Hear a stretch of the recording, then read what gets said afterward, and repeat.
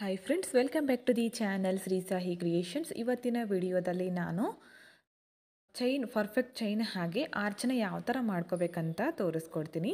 Last ವಿಡಿಯೋದಲ್ಲಿ ನಾನು lock ಹಾಗೆ ಚೈನ್ಗಳನ್ನು ಯಾವ ಥರ ಮಾಡಬೇಕಂತ ತೋರಿಸ್ಕೊಟ್ಟಿದ್ದೆ.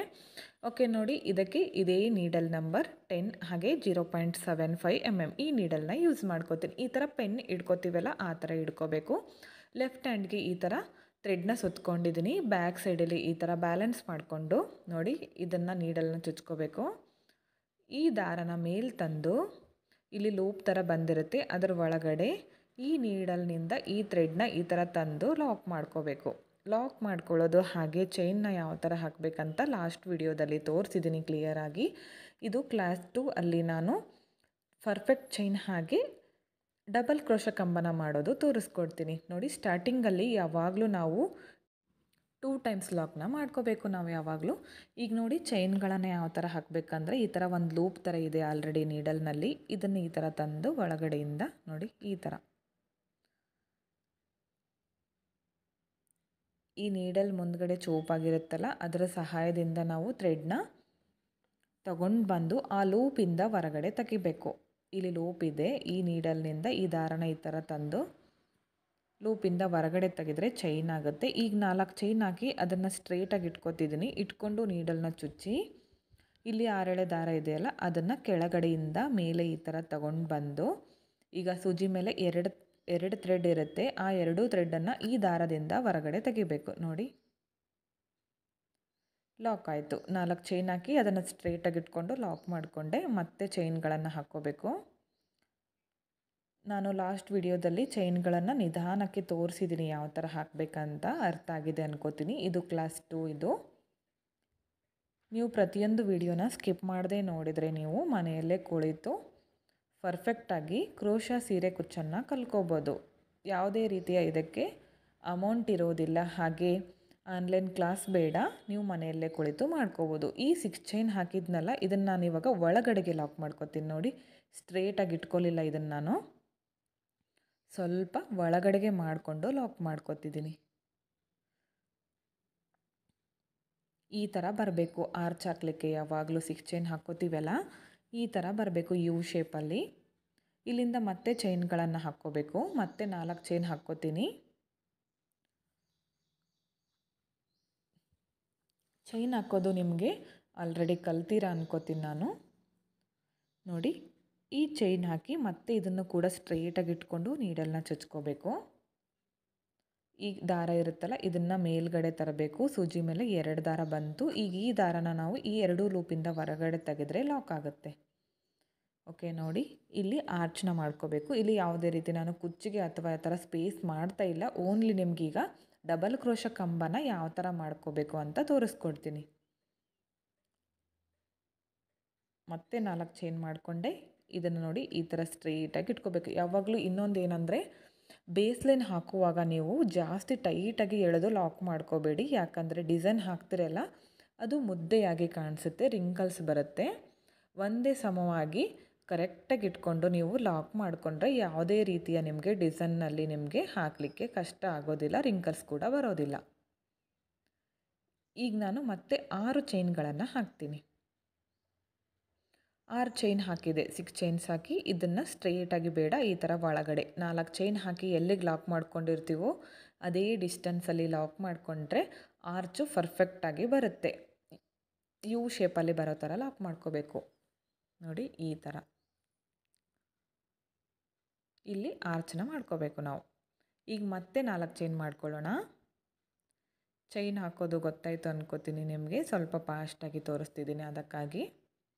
4 ಚೈನ್ ಹಾಕ್ಕೊಂಡೆ. ಇದನ್ನು ಸ್ಟ್ರೈಟಾಗಿ ಇಟ್ಕೊಂಡು ಈ ಥರ ನೀಡಲ್ನ ಚುಚ್ಕೊಂಡು ಈ ದಾರನ ಮೇಲೆ ತರ್ತೀನಿ. ಸೂಜಿ ಮೇಲೆ 2 ದಾರ ಬಂತು. ಈ ದಾರನ ಈ 2 ಲೂಪಿಂದ ಹೊರಗಡೆ ತೆಗೆದು ಲಾಕ್ ಮಾಡಿಕೊಂಡೆ. ಓಕೆ, ಇಲ್ಲಿ ಲಾಸ್ಟಲ್ಲಿ ಯಾವ ಥರ ಲಾಕ್ ಮಾಡ್ಕೋಬೇಕಂದ್ರೆ 2 ಚೈನ್ ಹಾಕ್ಕೋಬೇಕು. ಯಾವಾಗಲೂ 2 ಚೈನ್ ಹಾಕಿ ಥ್ರೆಡ್ನ ಕಟ್ ಮಾಡಿಕೊಂಡು ಈಗ ಕಟ್ ಮಾಡ್ಕೊಂಡಿರ್ತೀವಲ್ಲ ಥ್ರೆಡ್ಡು ಈ ಥರ ಮೇಲೆ ಎಳ್ಕೋಬೇಕು. ನೋಡಿ, ಈ ಥರ ಎಳ್ಕೊಂಡು ಟೈಟಾಗಿ ಎಳೆದ್ರೆ ಅದು ಬಿಚ್ಕೊಳ್ಳೋದಿಲ್ಲ. ಇದು ಮಾತ್ರ ನೀವು ನೆನಪಲ್ಲಿ ಇಟ್ಕೋಬೇಕು. ಈಗ ನೋಡಿ, ನೆಕ್ಸ್ಟ್ ಆರ್ಚ್ ಹಾಕಲಿಕ್ಕೆ ಅಂದರೆ ಡಬಲ್ ಕ್ರೋಶ ಕಂಬ ಹಾಕಲಿಕ್ಕೆ ಇದೇ ಥ್ರೆಡ್ ತಗೋತೀನಿ. ಇದಕ್ಕೆ ಒಂದು ಗಂಟು ಹಾಕ್ಕೋತೀನಿ. ನೋಡಿ, ಗಂಟಾಕಿ ಡಬಲ್ ಕ್ರೋಶೆ ಕಂಬನ ಯಾವ ಥರ ಮಾಡಬೇಕಂತ ನಿಮಗೆ ತೋರಿಸ್ಕೊಡ್ತೀನಿ. ಈಗ ಚೈನ್ಗಳನ್ನು ಮಾಡ್ಕೊಂಡಿದ್ದೀವಲ್ಲ, ಅಲ್ಲಿ ನಾವು ಮತ್ತೆ ಈ ಥರ ಥ್ರೆಡ್ನ ಕೈಗೆ ಸುತ್ಕೋಬೇಕು ಲೆಫ್ಟ್ ಹ್ಯಾಂಡ್ ಫಿಂಗರ್ಗೆ. ಈ ನೋಡಿ ಇಲ್ಲಿ ಫಸ್ಟ್ ಲಾಕ್ ಮಾಡ್ಕೊಂಡಿರ್ತೀವಲ್ಲ ಅದರ ಒಳಗಡೆ ನೀಡಲ್ನ ಹಾಕಬೇಕು. ಈ ದಾರನ ಈ ಥರ ತರಬೇಕು ಮೇಲ್ಗಡೆ ಎಳ್ಕೊಂಡು. ನೋಡಿ ಈ ಥರ ಎಳೆದು ಮೇಲೆ ತಂದು ಇಲ್ಲಿ ಲೂಪ್ ಬಂತು, ಆ ಲೂಪ್ ಒಳಗಡೆ ಈ ದಾರನ ತಂದು ಲಾಕ್ ಮಾಡ್ಕೋಬೇಕು. ಲಾಕ್ ಆಯಿತು ಒಂದು. ನೆಕ್ಸ್ಟ್ ಲಾಕ್ ಮಾಡ್ಕೊಂಡಿರ್ತೀವಲ್ಲ ಅದ್ರ ಒಳಗಡೆಗೂ ಕೂಡ ನೀಡಲ್ನ ಹಾಕಬೇಕು. ಮತ್ತು ಈ ದಾರ ಇದೆಯಲ್ಲ ಇದನ್ನು ಈ ಥರ ಎಳ್ಕೊಂಡು ಮೇಲೆ ತರಬೇಕು. 2 ದಾರ ಇದೆ. ಈಗ ಆ 2 ದಾರನ ಈ ದಾರದಿಂದ ಒಳಗಡೆ ತೆಗಿಬೇಕು. ಈ ಥರ 2 ಟೈಮ್ಸ್ ಲಾಕ್ ಆಯಿತು. ಇಲ್ಲಿಂದ ನೆಕ್ಸ್ಟ್ ಈಗ 4 ಚೈನ್ ಹಾಕಿದ್ವಲ್ಲ ಅದ್ರ ಒಳಗಡೆ ನೀಡಲ್ನ ಹಾಕೋತೀನಿ. ಈ ಥ್ರೆಡ್ನ ನೋಡಿ ಈ ಥರ ತರಬೇಕು ಮೇಲ್ಗಡೆ ತಂದು. ಇಲ್ಲೂ ಕೂಡ ಒಂದು ಲಾಕ್ ಮಾಡ್ಕೋತೀನಿ. ಈ ಥರ ಲಾಕ್ ಅಥವಾ ಸಿಂಗಲ್ ಕ್ರೋಶೆ ಎರಡು ಒಂದೇ ಫ್ರೆಂಡ್ಸ್, ಕನ್ಫ್ಯೂಸ್ ಮಾಡ್ಕೋಬೇಡಿ. ಇಲ್ಲಿಂದ ಇವಾಗ ನೋಡಿ ಆರ್ಚ್ ಮಾಡ್ಕೊಳ್ಳೋಣ. ಸೂಜಿ ಮೇಲೆ 1 ಟೈಮ್ ಥ್ರೆಡ್ ಸುತ್ತಕೊಂಡೆ. ಈ 6 ಚೈನ್ ಇದೆಯಲ್ಲ ಇದ್ರ ಒಳಗಡೆಗೆ ನೀಡಲ್ನ ಹಾಕಬೇಕು. ಈ ದಾರನ ಮೇಲೆ ತರಬೇಕು. ಈ ಥರ ಮಾಡ್ಕೊಳ್ಳಿ. ಸೂಜಿ ಮೇಲೆ 3 ದಾರ ಬಂದಿದೆ. ಮೊದಲು 2 ದಾರದಿಂದ ಹೊರಗಡೆ ತೆಗಿಬೇಕು. ನೆಕ್ಸ್ಟ್ 2 ದಾರದಿಂದ ಹೊರಗಡೆಗೆ ತೆಗಿಬೇಕು ಥ್ರೆಡ್ನ. ನೋಡಿ ಒಂದು ಡಬಲ್ ಕ್ರೋಶೆ ಕಂಬ ಆಯಿತು. ಈಸಿಯಾಗಿ ಕಲ್ಕೋಬೋದು ನೀವು. ಮತ್ತೆ ಸೂಜಿ ಮೇಲೆ 1 ಟೈಮ್ ಥ್ರೆಡ್ನ ಸುತ್ಕೊಳ್ಳಿ. ಮತ್ತು ಅದೇ ಪ್ಲೇಸ್ಗೆ ನೀಡಲ್ನ ಹಾಕಬೇಕು. ಈ 6 ಚೈನ್ ಹಾಕ್ಕೊಂಡಿರ್ತೀವಲ್ಲ ಅಲ್ಲಿ ನೀಡಲ್ನ ಹಾಕಿ ಈ ದಾರನ ಹೊರಗಡೆ ತೆಗಿರಿ. ಮತ್ತು ಈ ಥ್ರೆಡ್ನ 2 ದಾರದಿಂದ ಹೊರಗಡೆ ತೆಗಿರಿ. ನೆಕ್ಸ್ಟ್ 2 ದಾರದಿಂದ ಹೊರಗಡೆ ತೆಗಿಬೇಕು. ನೋಡಿ ಈ ಥರ 2 ಡಬಲ್ ಕ್ರೋಶೆ ಕಂಬ ಆಯಿತು ನಮಗೆ. ಮತ್ತೆ ಸೂಜಿ ಮೇಲೆ 1 ಟೈಮ್ ಥ್ರೆಡ್ನ ಸುತ್ಕೊಳ್ಳಿ. 6 ಚೈನ್ ಗ್ಯಾಪಲ್ಲಿ ನೀಡಲ್ನ ಹಾಕಬೇಕು. ಈ ದಾರನ ಮೇಲೆ ತರಬೇಕು. ಸೂಜಿ ಮೇಲೆ 3 ದಾರ ಬರುತ್ತೆ. ಮೊದಲು ಈ ದಾರದಿಂದ 2 ದಾರನ 1 ಮಾಡ್ಕೋಬೇಕು. ನೆಕ್ಸ್ಟ್ 2 ದಾರನ 1 ಮಾಡ್ಕೋಬೇಕು. ನೋಡಿ ಈ ಥರ ಡಬಲ್ ಕ್ರೋಶೆ ಕಂಬ ಆಗುತ್ತೆ. ಅರ್ಥ ಆಯಿತು ಅನ್ಕೋತೀನಿ ಫ್ರೆಂಡ್ಸ್. ನಿಮಗೆ ನಿಧಾನಕ್ಕೆ ತೋರಿಸಿದ್ದೀನಿ, ನೀವು ಕೂಡ ಕನ್ಫ್ಯೂಸ್ ಮಾಡ್ಕೊಳ್ದೆ ನೀಟಾಗಿ ಸ್ಕಿಪ್ ಮಾಡದೆ ನೋಡಿದರೆ ನಿಮಗೆ ಅರ್ಥ ಆಗುತ್ತೆ. ನೀವು ಕ್ರೋಶ ಕಲಿಬೇಕು ಅಂದರೆ ಮೊದಲು ಡಬಲ್ ಕ್ರೋಶ ಕಂಬ, ತ್ರಿಬಲ್ ಕ್ರೋಶ ಕಂಬ ಕಲ್ತ್ಕೊಂಡ್ರೆ ನಿಮಗೆ ಕ್ರೋಶ ಕುಚ್ಚು ಹಾಕಲಿಕ್ಕೆ ಬರೋದು. ಸೂಜಿ ಮೇಲೆ 1 ಟೈಮ್ ಥ್ರೆಡ್ನ ಸುತ್ಕೊಳ್ಳಿ. 6 ಚೈನ್ ಗ್ಯಾಪಲ್ಲಿ ನೀಡಲ್ನ ಹಾಕಿ ದಾರನ ತಂದು 2 ದಾರನ 1 ಮಾಡಿ, ನೆಕ್ಸ್ಟ್ 2 ದಾರನ 1 ಮಾಡಿ. ಇದೇ ಥರ ನಾವು ಆ 6 ಚೈನ್ ಗ್ಯಾಪು ಫಿಲ್ ಆಗೋವರೆಗೂ ಕೂಡ ನಾವು ಡಬಲ್ ಕ್ರೋಶ ಕಂಬನ ಮಾಡ್ತಾ ಹೋಗಬೇಕು. ನೋಡಿ ಈ ಥರ ಬರಬೇಕು. ಇದೇ ಥರ ಆ 6 ಚೈನ್ ಗ್ಯಾಪು ಫಿಲ್ ಆಗೋವರೆಗೂ ಡಬಲ್ ಕ್ರೋಶ ಕಂಬನ ಮಾಡ್ಕೊಳ್ಳೋಣ. ಪೂರ್ತಿಯಾಗಿ ನಿಮಗೆ ಮಾಡಿ ತೋರಿಸ್ತೀನಿ ಒಂದು ಆರ್ಚು.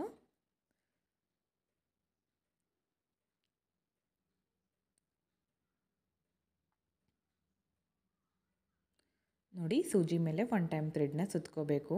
ಈ 6 ಚೈನ್ ಗ್ಯಾಪಲ್ಲಿ ನೀಡಲ್ನ ಹಾಕಿ ದಾರನ ತಂದು 2ರಲ್ಲಿ 1, ನೆಕ್ಸ್ಟ್ 2ರಲ್ಲಿ 1. ನಾನೀಗ ಸ್ವಲ್ಪ ಫಾಸ್ಟಾಗಿ ಮಾಡಿ ತೋರಿಸ್ತಿದ್ದೀನಿ ನೋಡಿ.